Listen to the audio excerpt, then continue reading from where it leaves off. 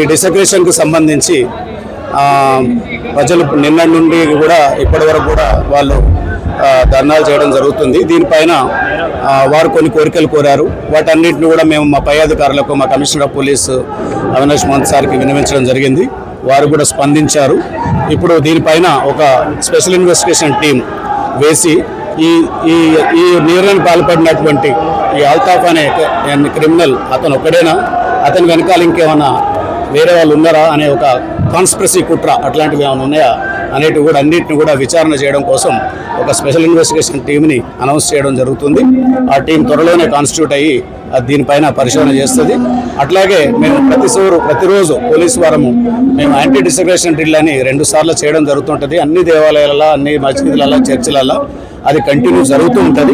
ఇలాంటి సంఘటనలు బాధాకరమే, బట్ పునరావృతం కాకుండా పోలీసు నిఘాను కూడా మేము పెంచే ఏర్పాటు చేస్తున్నాం. Thank you sir. చిన్న రిక్వెస్ట్ సార్, ఆ ఎస్ఐఆర్ అనేది దగ్గర అవ్వట్లేదు కాబట్టి చాలా మంది కొత్త వ్యక్తులు కనిపిస్తారు. సరే, అది మేము దీనిపైన మాత్రం ఇన్వెస్టిగేషన్ సంబంధించి ఖచ్చితమైన ఆధారాలతోని వెనుక వ్యక్తులు ఇంకోరన్నా ఉన్నది మాత్రం ఖచ్చితంగా మేము నిరూపించగలుగుతాం. అది మా చేతన అవుతుంది. Thank you. చేతులు కాళ్ళు కడుక్కొని, ఒళ్ళు కడుక్కొని స్పష్టంగా సీసీటీవీలో కనబడతా ఉన్నది. ఈ సంఘటన హిందూ మనోభావాల్ని, హిందూ దేవతల్ని అవమానపరిచేటటువంటి ఒక ఉద్దేశపూర్వకంగా చేసినటువంటి సంఘటనగా స్పష్టంగా కనబడతా ఉంది. పోలీసులు అతను మతిస్థితి లేదని అంటున్నారు, మేము అరెస్ట్ చేసామంటున్నారు, రౌడీ షీట్లు ఓపెన్ చేసామంటారు. ఏది చెప్పినప్పుడు కూడా ఇద్దరు వచ్చారు, ఈ పని చేశారు. ఇది ఈ సంఘటన ఏదో ఒకసారి జరిగినట్టు కాదు. గతంలో కీసరలో కూడా హనుమంతుడి విగ్రహాన్ని అట్నే ధ్వంసం చేశారు. ముత్యాలమ్మ గుడిలో కూడా ఒక విగ్రహాన్ని తీసుకొని ధ్వంసం చేశారు. ఈ రకమైనటువంటి హిందూ దేవాలయం మీద దాడులు జరుగుతూ ఉన్నాయి.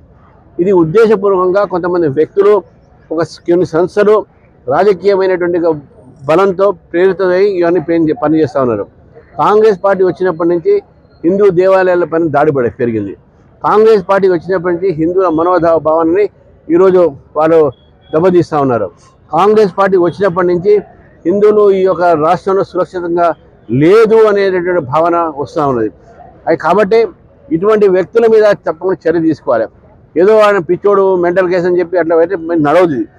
నిజంగా నేను ఒక మానవ హక్కుల్ని అన్ని కూడా నేను గౌరవించే వ్యక్తిని. కానీ